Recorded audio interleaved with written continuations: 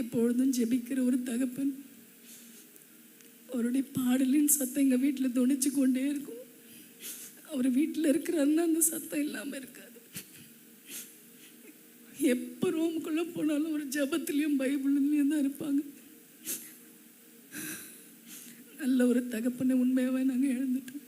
ஆனாலும் பரலோகம் ரொம்ப சந்தோஷமாக இருக்குன்றது எனக்கு தெரியும். இனியும் அவரை சந்திக்கிறதுக்கு நாங்கள் அப்போ வைத்து போன அடிச்சுவடுகளை பின்பற்றுறதுக்கு இவன் எங்களுக்கு உதவி செய்யணும்னு நீங்கள் ஜெபிக்கணும். அவருக்குள்ளே இருந்த தாழ்மை எங்களுக்கும் வேணும். கர்த்தர் எங்களுக்கு கிருபை செய்யணும்.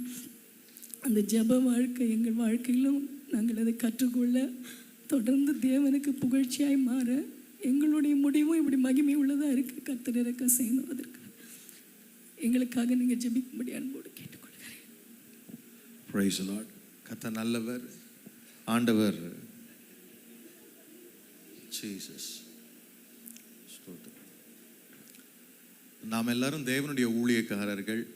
ஆராதனை நேரத்தில் இடையில நம்ம கொஞ்சம் டிஸ்டர்ப் பண்ணாமல் இருக்கிறது நல்லது.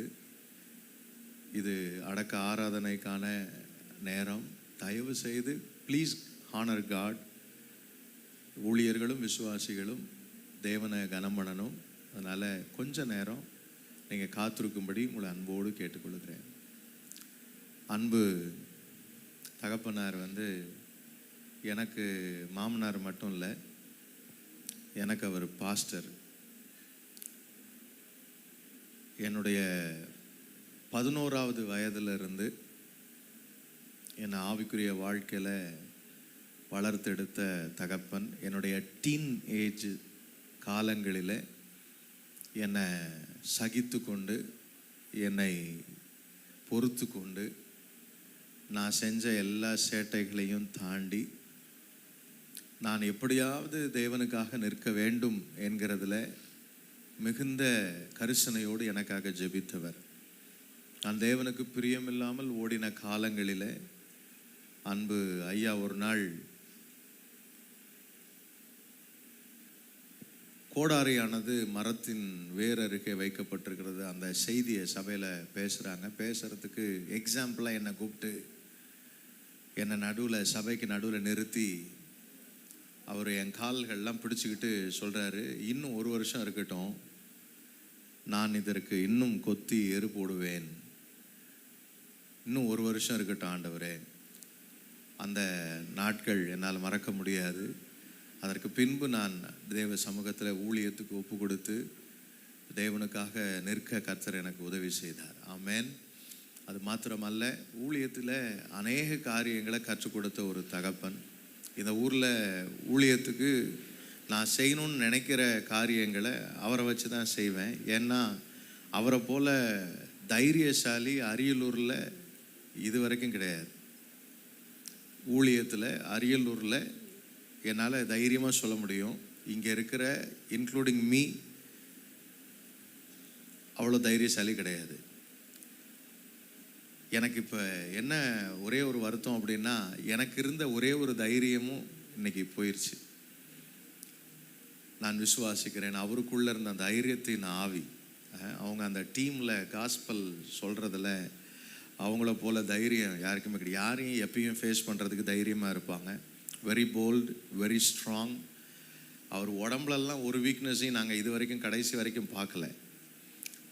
கடைசியில் அம்மா பாருங்கள் ஒரு மாதிரி இருக்கிறாங்கன்னும் போது நான் கை வச்சு பார்க்கும்போது உடம்புல சூடு இருக்குது, பல்ஸ் இருக்குது. நான் சொன்னேன், ஐயா நல்லா இருக்காங்க, நான் ஜெபம் பண்ணுறேன் ஆண்டி, பயப்படாதீங்கன்னு ஒரு ஜெபம் பண்ணிட்டு வந்தேன். ஆனால் அவங்க ஆண்டவர்கிட்ட போயிடுவாங்கன்னு நாங்கள் யாருமே எதிர்பார்க்கலை. இது மிகுந்த அதிர்ச்சியான ஒரு காரியங்கள், குடும்பத்திற்கு மிகப்பெரிய இழப்பு.